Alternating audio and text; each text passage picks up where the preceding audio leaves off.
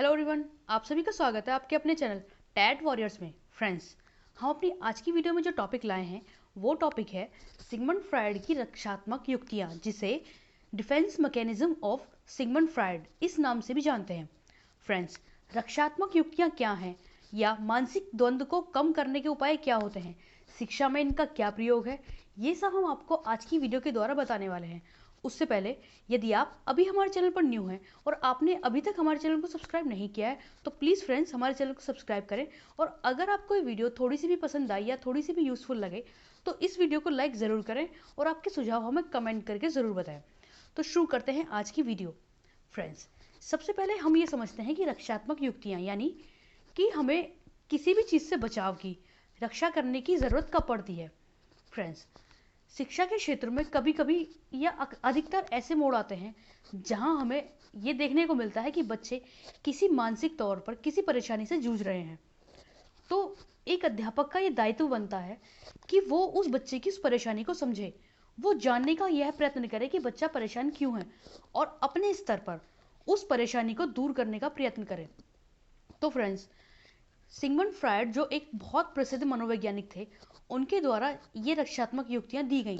उन्होंने ये बताया कि हमारा जो खुद का सिस्टम है, हमारी बॉडी है, हमारा माइंड है, वो कैसे खुद को इन सभी परेशानियों से बचाने के लिए क्या क्या प्लानिंग करता है, या किसी अध्यापक के द्वारा एक बच्चे को उसकी परेशानी से ध्यान हटाने के लिए या उसको मदद करने के लिए क्या कदम उठाए जाने चाहिए, क्या युक्तियां अपनानी जानी चाहिए, ये सब सिगमंड फ्रायड के द्वारा बताया गया। फ्रेंड्स, अधिकतर एग्जाम में जो पूछा जाता है वो सिगमंड फ्रायड के द्वारा बताए गए रक्षात्मक युक्तियों के द्वारा ही उन्हीं में से सवाल किया जाता है। लेकिन कभी कभी ऐसा भी हो जाता है कि इनसे अलग भी हमें कोई टॉपिक पूछ लिया जाता है। तो फ्रेंड्स, तो आज के इस टॉपिक को हम शुरू करने जा रहे हैं। तो रक्षात्मक युक्तियां या मानसिक द्वंद्व को कम करने के उपाय।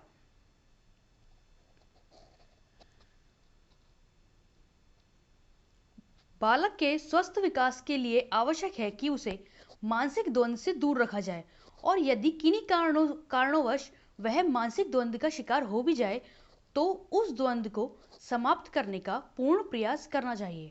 फ्रेंड्स, ऐसा कहा गया है मनोवैज्ञानिकों द्वारा कि सबसे पहले तो हमें यही प्रयत्न करना चाहिए कि बच्चा किसी भी तरह के मानसिक दबाव में, किसी भी तरह कोई भी डिप्रेशन का शिकार वो ना हो, और बाई चांस अगर वो हो भी जाए तो हमें जल्दी से जल्दी उन सभी परेशानियों को उसकी समझकर उन्हें दूर करना चाहिए।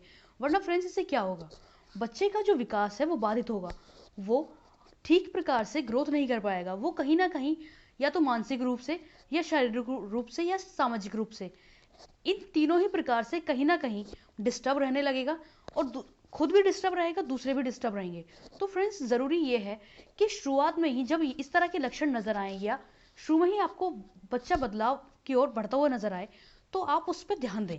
जरा भी कमी उसके व्यवहार में नजर आए तो आप उसकी परेशानी को समझें और उसे दूर करने का प्रयत्न करें। तो इसमें आगे दिया गया है फ्रेंड्स, मनोवैज्ञानिक कैमरन और सेफर तथा सोबन ने मानसिक द्वंद्व को सुलझाने और तनाव से बचने की दो युक्तियां बताई हैं, जिनमें सबसे पहली है रक्षात्मक युक्तियां जो व्यक्ति के अहम की रक्षा करती हैं, और दूसरी पलायन युक्तियां जो व्यक्ति के तनाव को दूर करके उससे व्यक्तिगत समायोजन में मदद करती हैं। सबसे पहले आती है फ्रेंड्स हमारी रक्षात्मक युक्तियां।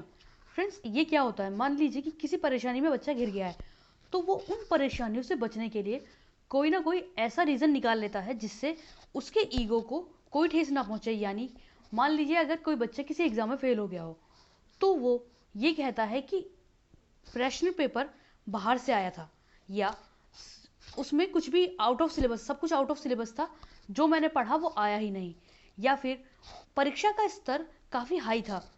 तो फ्रेंड्स, इस तरह के वो रीज़न दे करके अपने आप को उस परेशानी से, उस समस्या से छुटकारा पाने का वो रीज़न दे देता है, तो जिसमें उसके अहम की भी रक्षा हो जाती है और वो उस परेशानी से बाहर भी निकल आता है।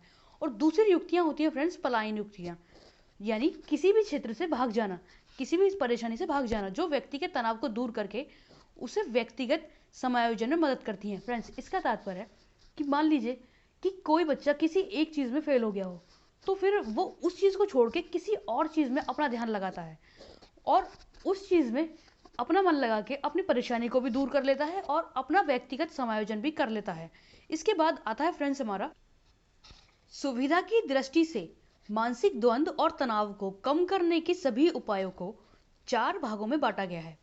फ्रेंड्स, सुविधा की दृष्टि से यानी सभी मनोवैज्ञानिकों द्वारा जो तनाव को कम करने के उपाय हैं उनको 4 भागों में बांटा गया है। फ्रेंड्स, सिगमंड फ्रायड द्वारा जो डिफेंस मैकेनिज्म दी गई वो तो मुख्य है ही, लेकिन उनके साथ साथ कुछ अन्य मनोवैज्ञानिकों द्वारा भी जो उपाय दिए गए वो हम यहाँ आपको बताने वाले हैं। सबसे पहले प्रत्यक्ष उपाय यानी डायरेक्ट मेथड।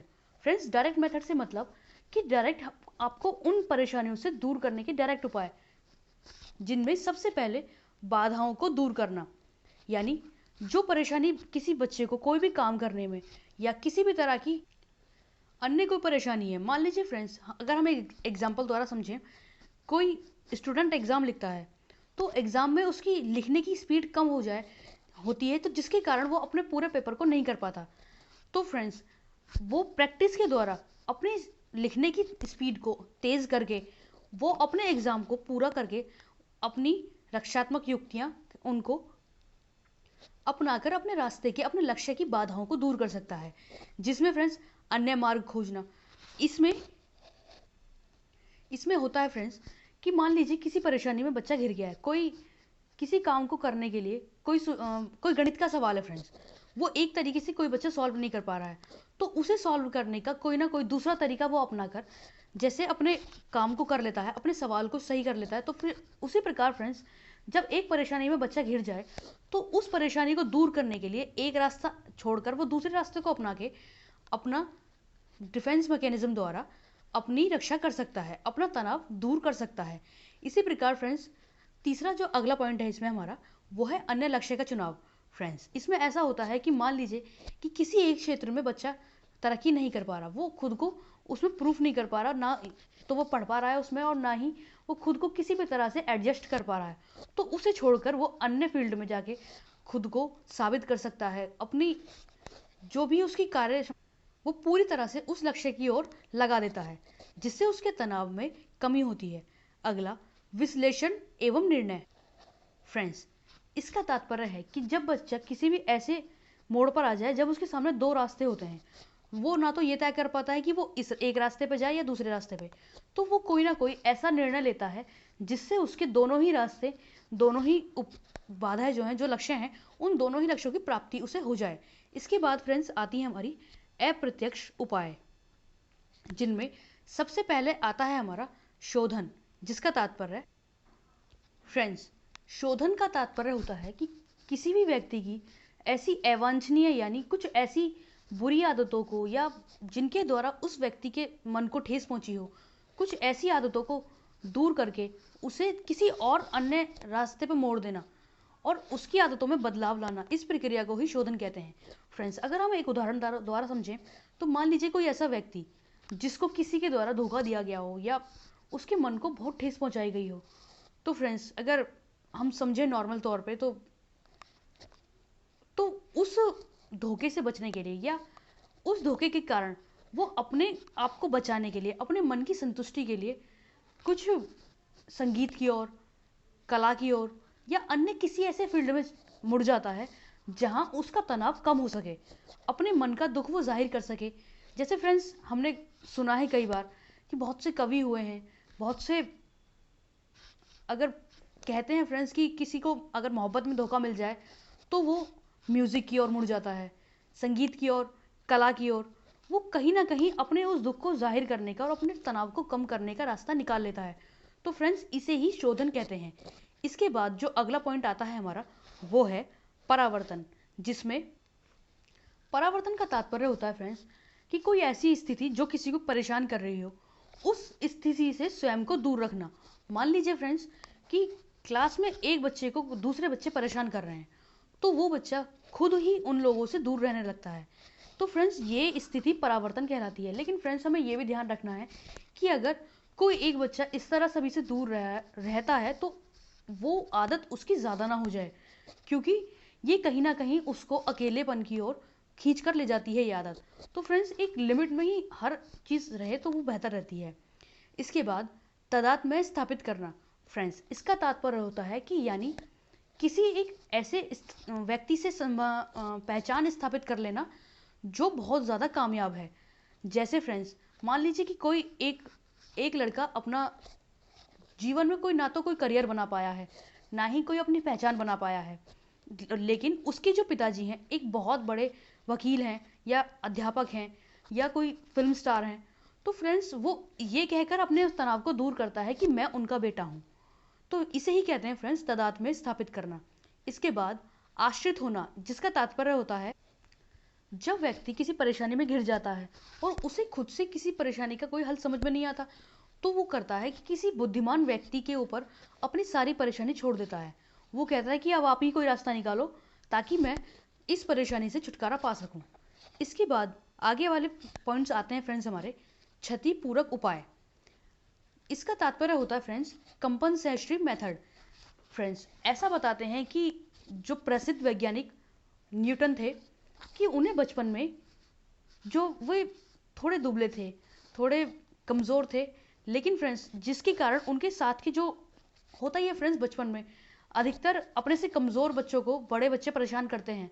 तो ऐसा ही एक बार उनके साथ किसी बच्चे ने मारपीट की थी, उनके क्लास के ग्रुप के कुछ स्टूडेंट्स ने। तो फ्रेंड्स, ऐसा बताया जाता है कि उन्होंने अपनी इस कमी को दूर करने के लिए वो इतने महान साइंटिस्ट बने कि उनका नाम पूरे वर्ल्ड में फेमस है।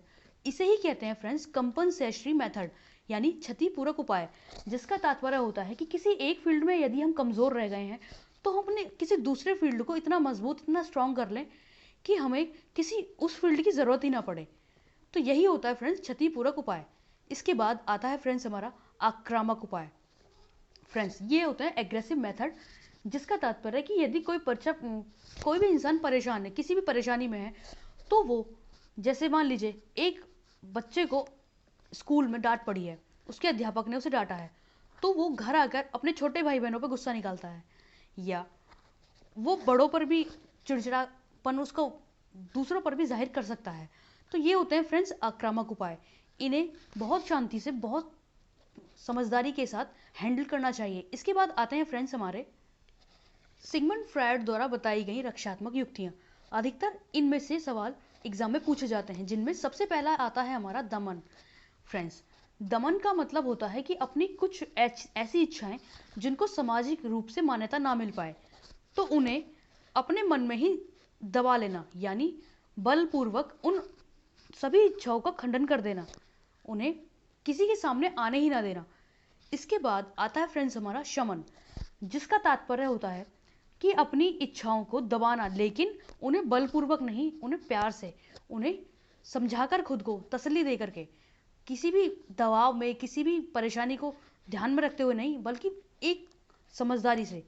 इसके बाद आता है फ्रेंड्स हमारा प्रतिगमन, जिसका तात्पर्य होता है कि किसी भी परेशानी को देख के बच्चों जैसा बिहेव करना। यानी मान लीजिए फ्रेंड्स कोई बड़ा इंसान है और उसको कोई परेशानी है, तो वो जैसे छोटे बच्चे अपनी परेशानी को रोकर बताते हैं, तो वो बड़ा भी अपने बाल्यावस्था के समय में वापस लौटता है, और जिसके कारण वो रोकर अपने बड़ों से अपनी परेशानी को जाहिर करता है।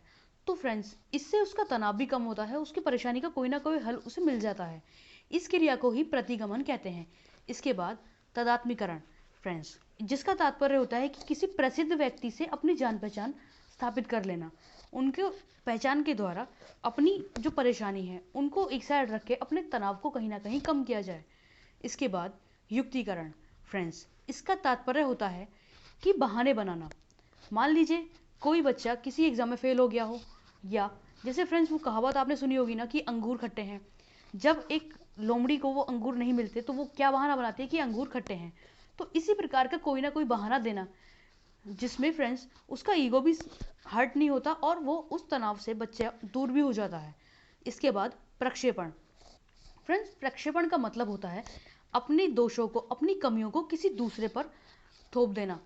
जैसे फ्रेंड्स दो छोटे बच्चे आपस में लड़ते हैं और जब उनके बड़े उनको डांटें, उनको समझाएं, पूछे किसकी गलती है, तो वो आपस में एक दूसरे का नाम लगाते हैं, कहते हैं कि मेरी गलती नहीं है, उसकी गलती है, उसने ऐसा किया तो इसीलिए ये बात हुई। तो फ्रेंड्स, इसीलिए दूसरे पर अपना आरोप थोप देना ही प्रक्षेपण कहलाता है। इसके बाद अगला जो पॉइंट आता है वो है हमारा क्षतिपूर्ति। फ्रेंड्स, क्षतिपूर्ति से तात्पर्य वही है कि यदि आप एक क्षेत्र में कमजोर हैं तो आप दूसरे क्षेत्र में खुद को इतना मजबूत और इतना स्ट्रांग कर लें कि आपको उस पहले क्षेत्र की ज़रूरत ही ना पड़े। आप इतनी प्रसिद्धि उस दूसरे क्षेत्र में हासिल कर लें कि आप वहीं अच्छे से खुद को साबित कर पाएँ। इसके बाद मार्ग बदलना। फ्रेंड्स, इसका तात्पर्य है कि यदि आपको एक रास्ते से, एक तरीके से आपके लक्ष्य की प्राप्ति नहीं हो रही है, तो आप कोई दूसरा तरीका अपना करके अपने लक्ष्य की प्राप्ति करें। इसके बाद दिवा स्वप्न, जिसका तात्पर्य है फ्रेंड्स, जिसका तात्पर्य होता है कि दिन में ही सपने देखना। फ्रेंड्स, अक्सर ये काम तो हम सभी करते हैं। वैसे फ्रेंड्स, ये सारी ही हरकतें हम लोग करते हैं जो रक्षात्मक युक्तियाँ सिगमंड फ्रायड द्वारा बताई गई हैं। किसी के द्वारा कोई तरीका अपनाया जाता है, किसी के द्वारा कोई दूसरा। फ्रेंड्स, दिवा स्वप्न होती है हमारी दिन में ही सपने देखना, यानी कोई किसी भी तरह के हवाई किले बनाना। मान लीजिए फ्रेंड्स, कोई व्यक्ति एक फिल्म स्टार बनना चाहता है और वो बैठा बैठा सपने सोचता है कि जब मैं बड़ा फिल्म स्टार बन जाऊंगा तो मैं ऐसे करूंगा, मैं वैसे करूंगा। या कोई अध्यापक बनना चाहता है तो वो उसके सपने देखता है कि मैं बच्चों को इस तरह पढ़ाऊंगा और इस तरह उनकी परेशानियों को दूर करूंगा।